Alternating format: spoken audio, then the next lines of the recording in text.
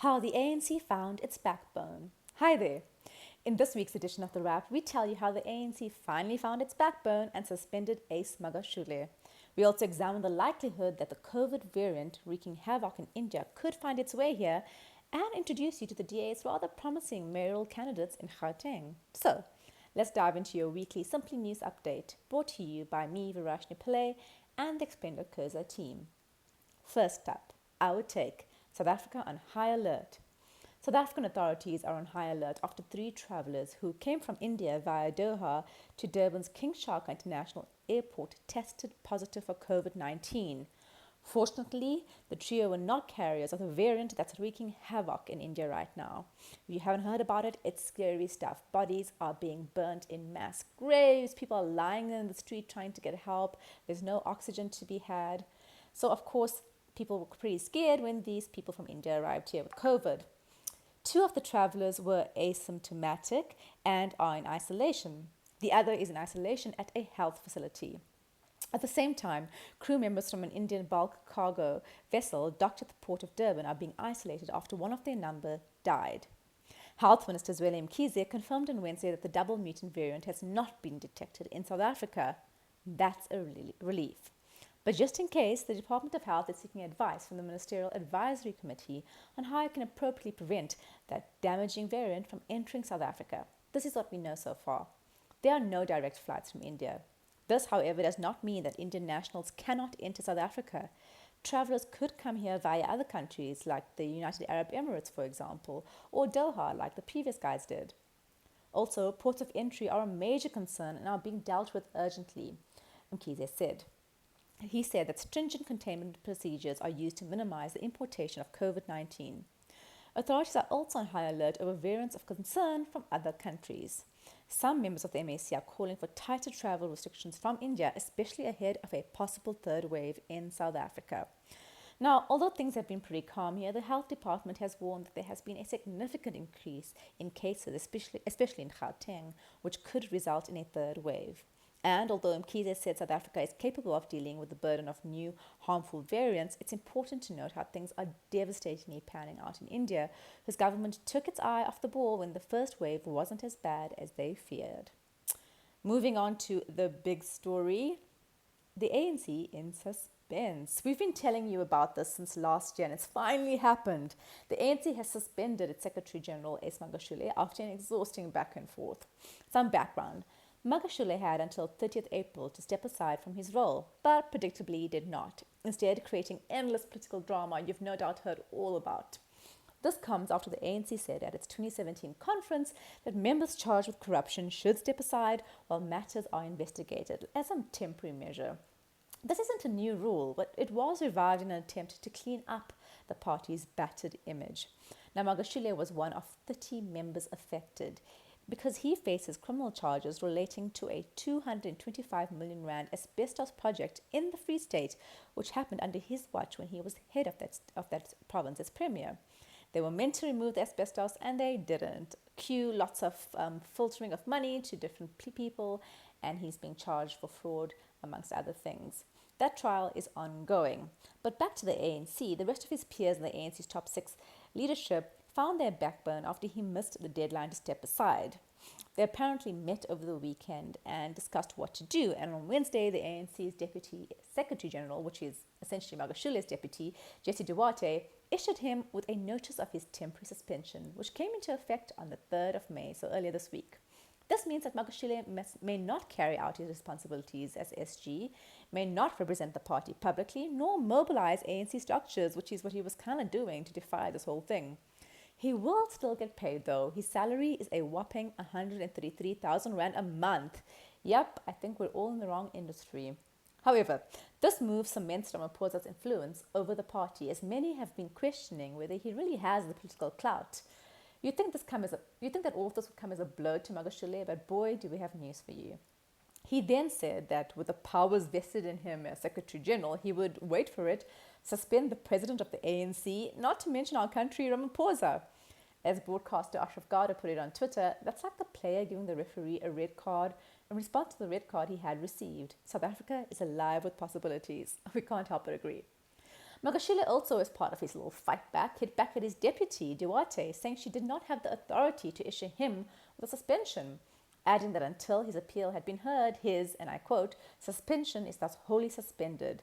The word suspension promptly lost all meaning. He's wrong, though. According to the ANC's constitution, Duarte can suspend him, as the Daily Maverick's Feral Haffaji has pointed out. So, what's next? We'll get more clarity after the larger NEC meeting this weekend, which is the top body of the ANC, as you probably know. Until then, the ANC has asked Magashule to respect its decision or face a disciplinary hearing, so expect much more drama from this quarter. Moving on to your news briefs from the week that was, a divorce worth billions. Power couple Bill and Melinda Gates this week announced their decision to end their marriage after 27 years. Ouchie. In a statement, the pair said that following a great deal of thought and a lot of work on the relationship, they decided to split as they do not believe they will be able to grow together in the next phase of their lives. The two jointly run the foundation that carries their names and which has transformed the health philanthropy game. They have spent billions fighting causes like infectious diseases and encouraging vaccinations in children, among other things. They said they will continue to work together at the foundation and still believe in their mission to help others. Seems pretty perfect and powerful, right? So what could have gone wrong? We don't know the full story and we don't like to speculate, but a surprising detail about Bill dropped our jaws in shock. It was revealed that Bill had an arrangement with Melinda to allow him to spend one weekend a year at a beach house with his ex-girlfriend. That's a whole new level of hall pass, Bill.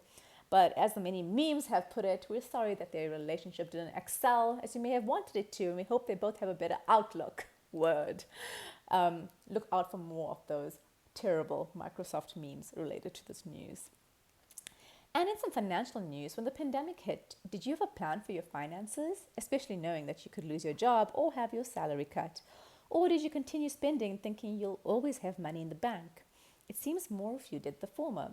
The South African Reserve Bank found that more people are saving instead of spending their money due to the uncertainty brought on by the pandemic.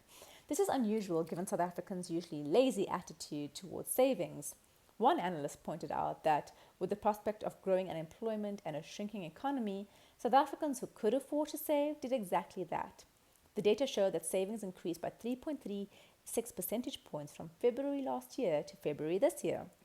And in 2020, gross savings by households was 2% of GDP. If you compare this with the previous year before COVID hit, it was 1.9%, so it has grown. The Reserve Bank significantly cutting interest rates last year also did not change the fact that people saved more. And this is unusual because when interest rates are low, people have more buying power because they're not spending as much money on their loans and they tend to spend more and save less. So the opposite happened, which is good. So well done, guys. It's tough to do, but ultimately the right thing. In international news, when Joe Biden beat out Donald Trump for the US presidency, the best most people could say about him was that he wasn't Donald Trump. A doddering figure who came out of retirement to run, he didn't exactly inspire confidence. 100 days into his presidency, which was marked this week, Biden is now emerging as one of the US's most progressive presidents. He's a darling of liberals with his more than making good on his campaign promises to tackle climate change, support for unions, a commitment to diversity, and more. As the New York Times puts it, after breaking through in the Democratic primaries as a centrist, Mr. Biden has surpassed his party's expectations for the scale of his vision and moved sharply to the left in his early days in office. He's bending his way out of the COVID-19 economic crisis with a nearly $2 trillion stimulus package designed to get the economy moving, and has increased the ridiculously low taxes on the wealthiest Americans while creating more of a safety net for those who are vulnerable. But what we are most impressed with is Biden getting on board with the global issue of vaccine apartheid. Last October, South Africa and India approached the World Trade Organization about setting aside vaccine patent rules to allow developing countries to produce vaccines faster. Wealthy nations fought back, saying that this would stifle innovation. The two countries are trying again, and while intellectual property isn't the only issue preventing developing countries from getting vaccinated, it's an important cause. Biden has backed the proposed waiver on vaccine patents, and we're here for it. And in some more local politics, the DA's mayoral race in Cape Town has not been pretty to watch. There has been little thought geared towards transformation, and there was the furor over Bonginkosi Madikizela's fake qualifications, which we've told you about previously. But the Gauteng race is looking a lot more interesting and racially representative.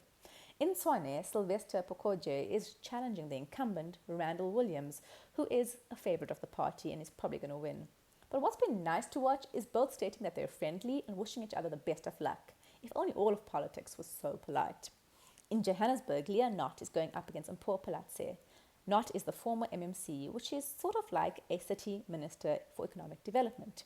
She has a background in community activism and as a legal professional. Party insiders say she already has the support of the interviewing panel. Palatse, on the other hand, joined the DA in 2015 and served under former mayor Herman Mashaba. The DA does things differently from the ANC when it comes to mayors. Candidates are interviewed by a panel, and the name of those who will represent the party in each metro ahead of local government elections are announced. Elections are set for this October, in case you didn't notice that last week when we told you about it.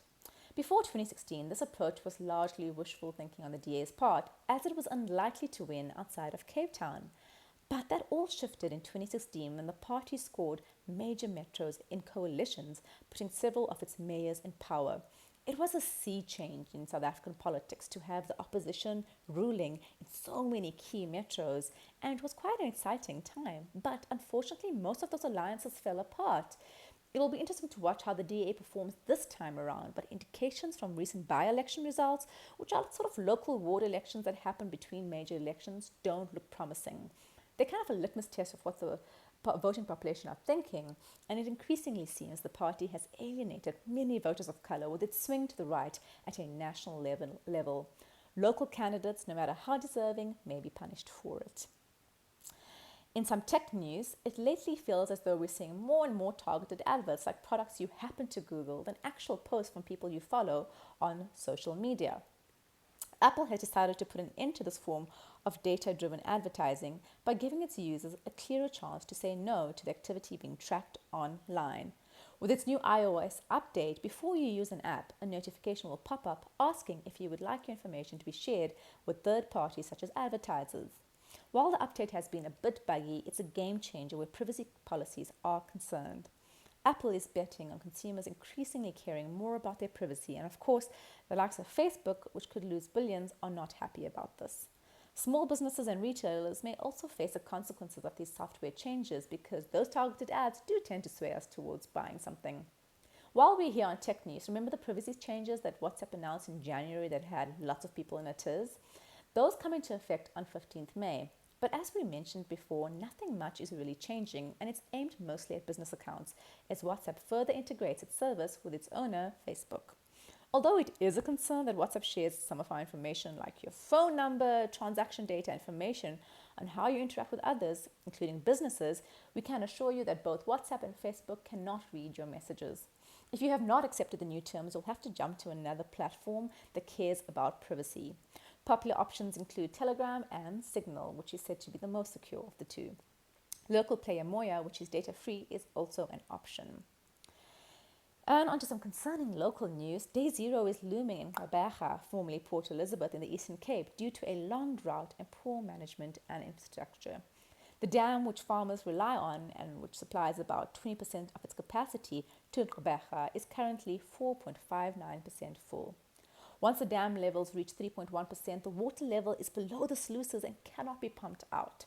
This could spell disaster for the people of the city, but it's not completely new.